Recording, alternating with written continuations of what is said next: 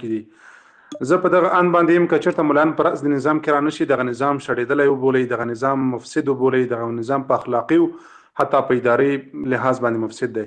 مونږ چې کله په د ځینو وزارتونو کې پخواني مامورینو سره خبرې کوو، تېر څو ورځې د ما شمال ته سفر و، پخواني مامورین راسره و، له دې نه ما ډېرې عجیبې او غریبې پوښتنې کولې، دي جوابونه هم ډېر عجیبه وو. په هر وزارت کې هر رئیس به په ډېرې بخښنې سره چې دا خبره دلته په عام روم کې کوم او دا کېدای شي پخواني مامورین دلته موږ سره یي، هغوی ته به معلومات کېږي. په هر وزارت کې او هر ریاست کې به هر رئیس خپل ځان دپاره 2-3 پیغلې نجلیکانې سکرترانې ساتلې او دوی به په خپلو منځونو کې په دې باندې رقابت هم کول. یو رئیس به ویلې چې د مانډې واله ښایسته ده، بل به ویلې د ما ښایسته ده. یعنې دغسې مفسد نظام په دې هېواد کې تېر شوی په تېرو 20 کالو کې. ممکن څوک به حل وایي یا به نه وایي. څو ورځې وړاندې زه ناروغ شوم، یو روغتون ته لاړم، بیا هلته چا ور معرفي کړم، نو دوی ډېر تعجب وکړه او ویل چې پخوا به دلته یو عادي رئیس، یو عادي حتی مامور د امیر یا مدیر چې به ناروغ شو، هغه به هند یا پاکستان ته په الوتکه کې، او دوی ډېر تعجب وکړو چې په اوس وختونو کې موږ د وزیرانو معاینان ګورو چې هغوی راځي حتی وزیران په دغه ځای کې علاج کوي د خپل ځان دپاره، که څه هم سخته ناروغي وي.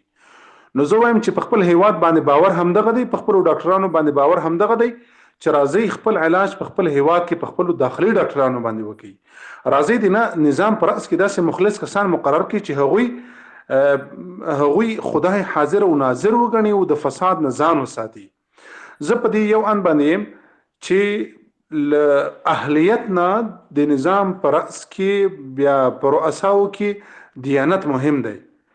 ځکه چې رئیس په خپله باندې ځي نه، کمپیوټر ته نه کښېني، د یو شي په اړه باندې تحقیق نه کوي، وزیر او معین نه ځي، هغه فقط د خپلو مامورینو نظارت کوي او د نظارت لپاره له اهلیت نه دیانت مهم دی.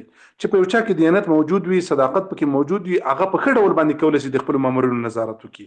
او که چېرته ما ته وایي چې نه هغه اهل دی، که څه هم مفسد دی رایوله، دا به د ما د تا ناسمه محاسبه وي.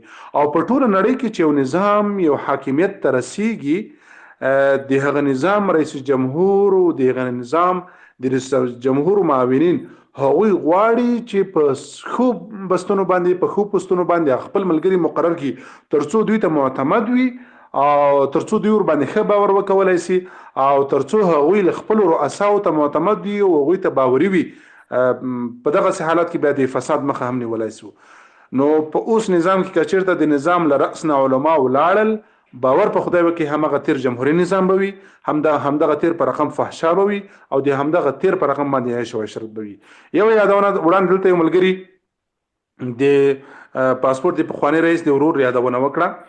ما تر دې وړاندې بار ویلي دي، اول خدا دی چې راځئ په دې باندې تحقیق وکړو چې آیا دغه سړی په نظام کې په کوم مهم بست باندې ماموریت کاوه نه کاوه، باید اول دغه معلومه کړو.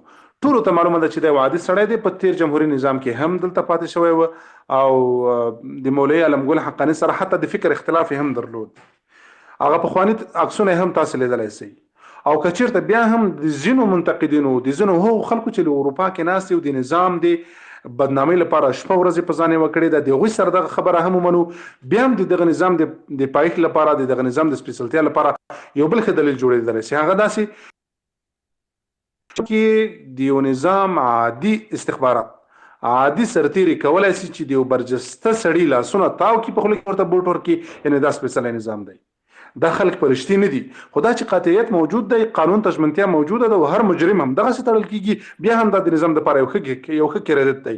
موږ د نظام د بدنامۍ لپاره د دې استفاده نشو کولی، بلکې د نظام د سپېڅلتیا یو ښه آپشن دی چې موږ تاسو ته استفاده کولی شو. اول خو دا مامور نه و، که چېرته و هم بیا هم آفرین دی په دې نظام سي چې خپل برجسته غړی نیولی سي، لاسونه یې په شاته اړولی سي، خوله کې ورته بوټ ورکولی سي. ډېره مننه کوم د ما دا خبرې، مهرباني وکړئ بل چاته نوبت ورکړئ. مننه، کامیابه اوسئ.